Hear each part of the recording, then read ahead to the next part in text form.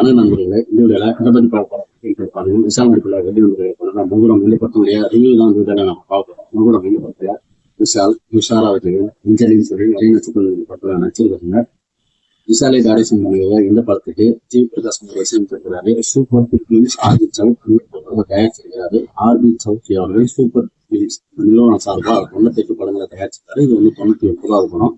இந்த படத்துக்கு அடுத்ததான் தளபதி தமிழ்நாட்டுடைய சிஎம் விஜய் அவர்களை வச்சு 100வது படத்தை தயாரிக்கணும்னு சொல்லி அவர் ரொம்ப நாளா ஆசைப்பட்டு தகவல்லாம் இருந்த நிலையில அவர் வந்து கொஞ்ச நாளைக்கு முன்னாடி இறந்துட்டாரு. அதனால தமிழ்நாட்டுடைய சிஎம்மா தளபதி விஜய் அவர்கள் ஆனதாலையும் இந்த கனவு வந்து கனவாக போயிடுச்சு அப்படின்னு சொல்லலாம். இந்த நிலையில இந்த மங்கள படம் ரிலீஸ் ஆகுது. இந்த படத்துல ஒன்லைன் என்ன அப்படின்னு சொல்லி பாத்தீங்கன்னா, ஒரு மெடிக்கல் ரெப்பா நேர்மையான மெடிக்கல் ரெப்பா இருக்காரு விஷால் அவர்கள். தவறான மருந்துகளை எந்த டாக்டரும் தரமாட்டேன், அதனால எந்த பாதிப்பு வருது, குழந்தைகளுக்கு பாதிப்புன்னு சொல்லி அவர் வந்து வெளியே வந்துடுறாரு. அதனால வேற ரெப்ப தான் வந்து எல்லாருமே ரெஃபர் பண்றாங்க. இந்த நிலையில இவருக்கு ஒரு மனைவி 2 குழந்தைகள் இருக்காங்க. இவர் வந்து ஒரு நார்மல் வாழ்க்கையை வாழ்ந்துட்டு இருந்தாரு. இருந்தாலும் அவங்க வீட்டுல எல்லாருமே கார் வாங்கணும்னு சொல்லிட்டு ஆசைப்படுறாங்க. அப்படி ஆசைப்பட்டு இவர் வந்து கார் வாங்கலாம்னு சொல்லிட்டு ஷோரூமுக்கு போகும்போது ஏமாற்றமே இருந்தது. இவருடைய வருமானத்துக்கும் இவருடைய இஎம்ஐ இது போல விஷயத்துக்கெல்லாம் வந்து காரு கொடுக்க மாட்டாங்க. ஸோ வந்துடுவாரு. செகண்ட்ஸ்லாவது வாங்கலாம்னு சொல்லி செகண்ட் ஹேண்ட் காரை வந்து வாங்குறாரு. அதை வாங்கி ஒரு ட்ரிப்பு போலான்னு சொல்லிட்டு போயிட்டு இருக்கும்போது எதிர்பாராத விதமா அவருடைய காரை வந்து எல்லாருமே ஷூட் பண்றாங்க. அவருங்க அப்படி ஷூட் பண்ணும்போது அவருடைய மனைவியும் மகளும் வந்து அந்த விபத்திலேயே வந்து இறந்துடுறாங்க. அதுக்கப்புறம் என்ன நடந்தது, விஷால் அவர்கள் அவங்க பழி வாங்கினாரா இல்லையா அப்படின்றது அந்த படத்துலயே முக்கிய கதை. இந்த படத்துடைய பிளஸ் வந்து விஷால் தான். அவர் வந்து 2 ரோல் பண்ணியிருக்காரு, அப்பா அம்மான்னு சொல்லி 2 கேரக்டருக்கும் 2 விதமான வித்தியாசமான வேரியேஷன் வந்து கண்டிப்பா கொடுத்திருக்காரு. அவர் நடிப்புலாம் எந்த மாற்றமும் இல்லை, சூப்பரா நடிச்சிருந்தாரு. அதே போல வாய்ஸ் கூட மாத்தி பேசியிருந்தாரு. அதாவது ரொம்ப டிஃப்ரெண்டா ரொம்ப நல்லா இருந்தது. அதுக்கப்புறம் ஆக்ஷன் சென்டிமெண்ட்னு சொல்லி அப்படியே விளையாடி இருந்தாரு. ஒரு பாட்டுக்கு டான்ஸ் வந்து மிக சிறப்பாக ஆடினாரு. அவர்கிட்ட இருந்து வர வேண்டியது எல்லாமே வந்துருச்சு. அதுக்கப்புறம் பாத்தீங்கன்னா நம்ம அஞ்சலி, ஸோ ரொம்ப நாளைக்கு அப்புறம் இந்த படத்தில் நடிச்சிருக்காங்க. மிக சிறப்பான ஒரு நடிகை அவங்கள பத்தி சொல்ல வேணாம். நிறைய படங்கள்ல பார்த்துருக்கோம். அவங்க வந்து மிக சிறப்பாக நடிச்சிருந்தாங்க. குறிப்பா வந்து ஒரு கடல் காட்சி வரும், அவங்க வந்து எல்லாருமே உருக வச்சிட்டாங்க, ரொம்ப சென்டிமெண்ட். அதுக்கப்புறம் ஒரு ஆக்ஷன் காட்சி வரும், அதில் கொஞ்சம் விளையாடி இருப்பாங்க. ஸோ அவங்க சைடும் வந்து அதில் விளையாடுறது ஒரு பாடலுக்கு டான்ஸும் வந்து விஷால் கூட சேர்ந்து இணைந்து பயங்கரமா ஆடி இருந்தாங்க. அதுக்கப்புறம் துஷாரா விஜயன், அவங்க மிகச்சிறந்த நடிகை, சார்பட்ட பரம்பரையில பார்த்துருக்கோம்.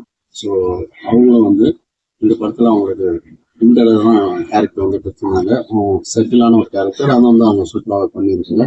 அதுக்கப்புறம் பார்த்தீங்கன்னா ஜான் ஆப்ரகாம் சார்பட்டா பரம்பரையில் வர மாதிரியான ஒரு கேரக்டர், அதை அவர் வந்து அவருடைய மாடலேஷன்ல அவர் பக்காவாக பண்ணியிருந்தாரு. அப்புறம் ஜெயபிரகாஷ் ரொம்ப நாளுக்கு அப்புறம் நடிச்சிருந்தாரு. அவருடைய கேரக்டர் வந்து நல்லா இருந்தது.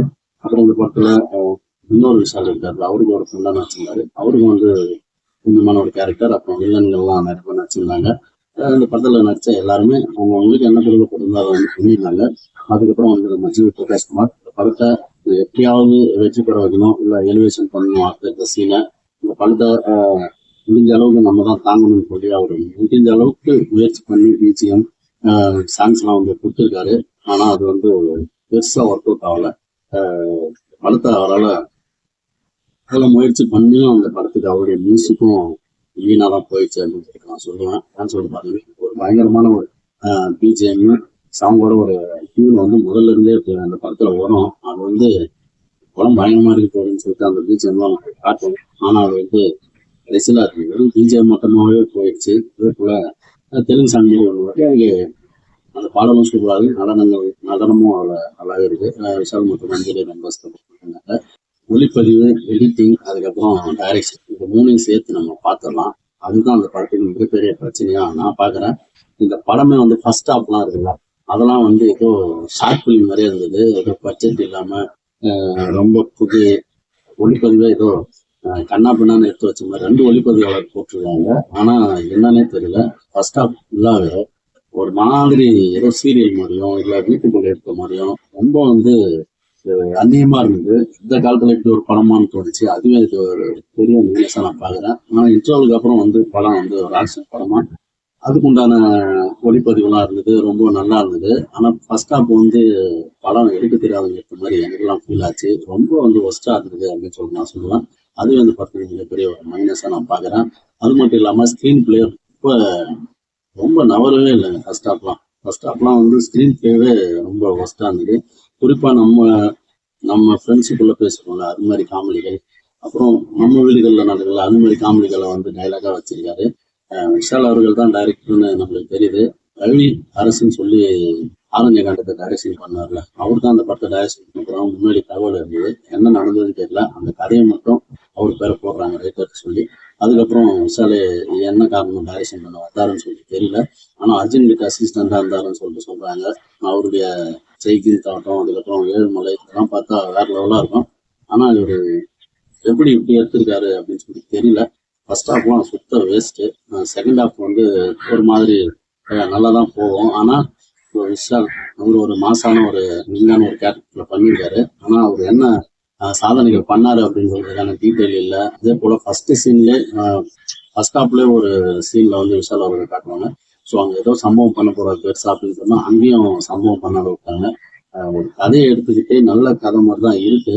ஆனா ஃபர்ஸ்ட் ஹாஃப்ல ஒரு ஹீரோயின், செகண்ட் ஹாஃப்ல ஒரு ஹீரோயின், 2 பேரும் சாகுறாங்க. அதுக்கப்புறம் அவங்க அப்பாவும் இறந்துறாரு. இது ஒரு கதை அதை வந்து ரசிக்கும்படியாவே இல்லாத போயிடுச்சு அப்படின்னு சொல்லலாம்.